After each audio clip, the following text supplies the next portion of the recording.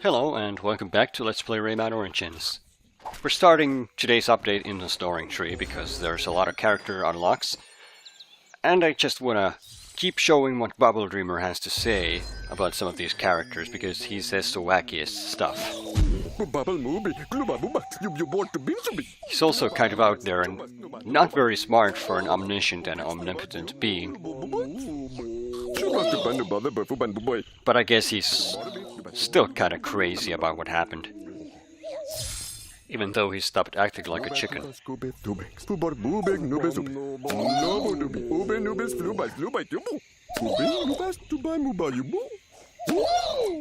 Yeah, that would be the other big-nosed, green magical creature you're thinking of there, buddy.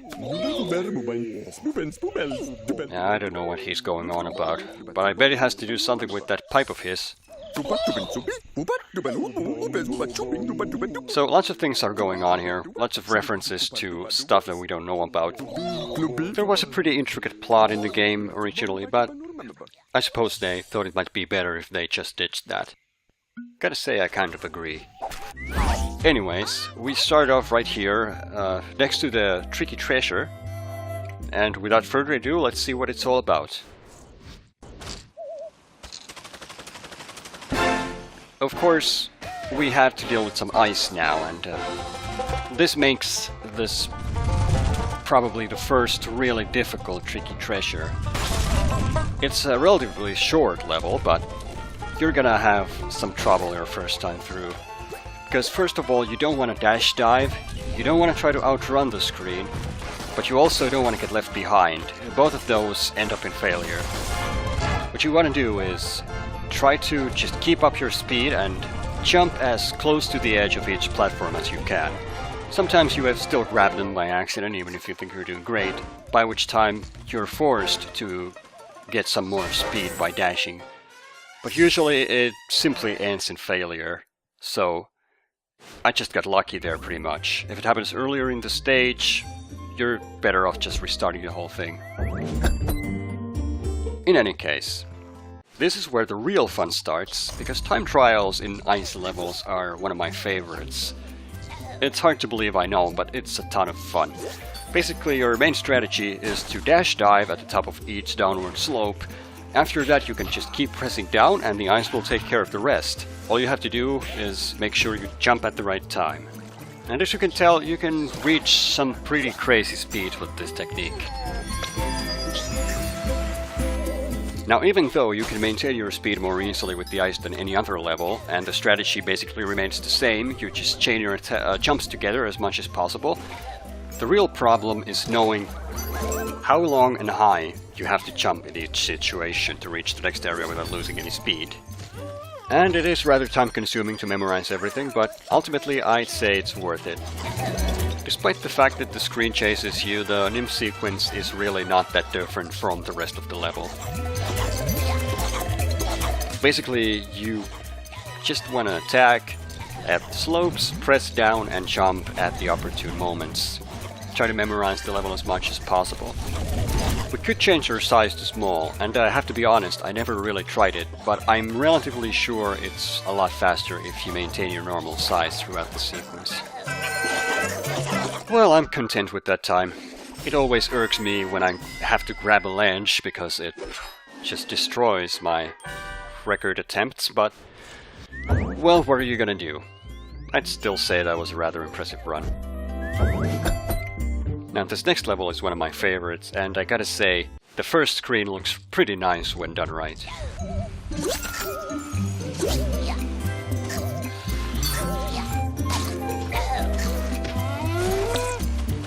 Ah, darn it. I missed the dash and I had to hover to adjust for it. That's always a huge time waster. Oh, and diving under the blocks is a lot quicker way to go through this section than riding on the bubble, obviously. Boy, I gotta say, it's really hard to keep up with what's going on. I should really slow things down and explain everything in detail, but that would kind of defeat the purpose. Obviously, you don't want to ride the bubble here either, so you're gonna want a heart in order to tank a hit here and get to the other side as fast as possible. There is a quicker way across, but it's also extremely unsafe. You'll see what it is at the end of the video.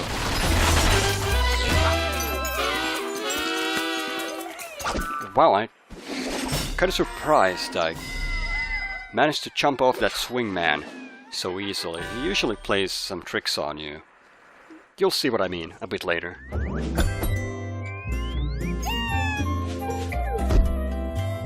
So we're ditching the ice levels now, and going for a more traditional speedrun level. Aside from the very start, which I gotta say, is kind of fun.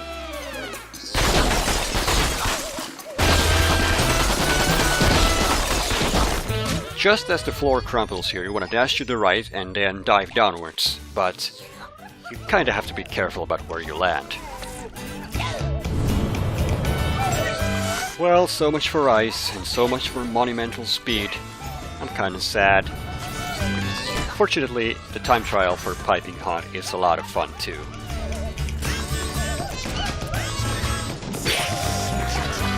Your main strategy of moving through batches of enemies is to keep attacking as much as possible, because your dash resets every time you hit an enemy, so you can attack immediately afterwards.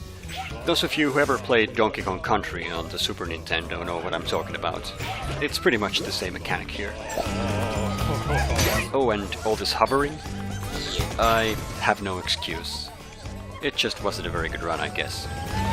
It looks like I'm wasting a little time here, but actually I'm just waiting for the upwards breathing guy to stop his attack, so I can get past him. It may have been faster to ride that kettle to the top and dash dive forward. Generally that's what you want to do with the chiller ropes. You don't want to grab them where they start, instead you should dash to the right, because dashing is faster than riding on those ropes. At least I think it is.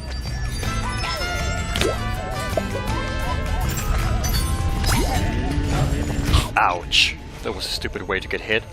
I'm not sure if you're able to outrun the fire here, even if you do tank a hit. But I do know we could have gotten on that kettle quicker, and that would have saved us a lot of time. Well, there was a lot of room for improvement there, but still, 20 seconds to spare. Not half bad.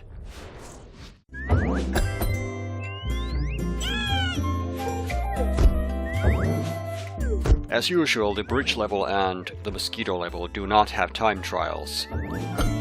Which means that we are now done with Gourmand land for good. Who knows, we may return here at some point for some more time trials.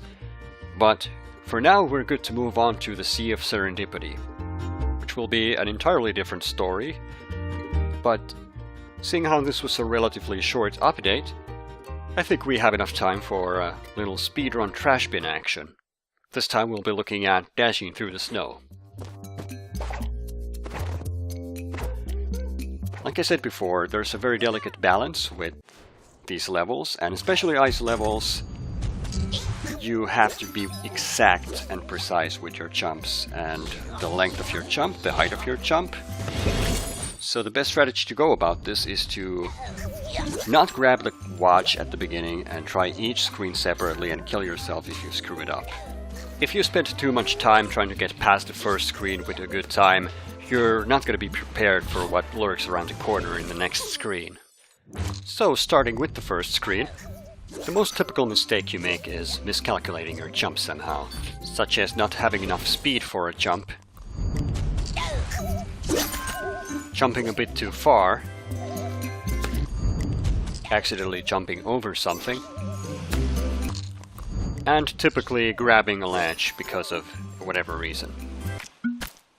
So many things that can go wrong, but getting kicked in the face is probably my favorite, so let's see that a couple more times. Oh, and don't think I forgot about the pool right after that guy. In the next screen you face the same kind of problem.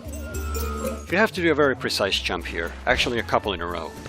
First of all, you have to dash at the top of the hill, land on the middle platform, and then perform a tiny jump to the right. But not high enough so you'll grab the ice block at the top, because that will happen. Thankfully right after that you have this easy segment that possibly couldn't go wrong in any way. Stupid piece of ice. Speaking of which, I swear, this is but a tiny portion of all the mistakes I made here. For whatever reason, your character sometimes decides to stop dead in his tracks and not dash dive forward. And what you're seeing is the result of that. I swear each one of these blocks has killed me at least once. This is so painful to watch.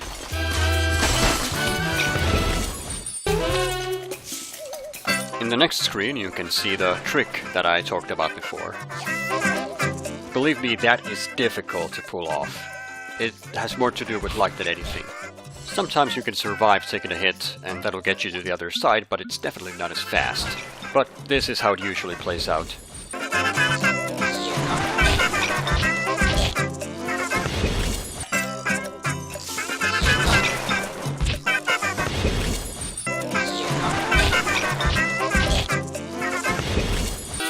Oh, and that final screen swingman?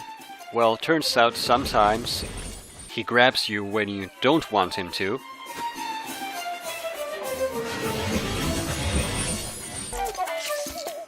And sometimes he does the exact opposite.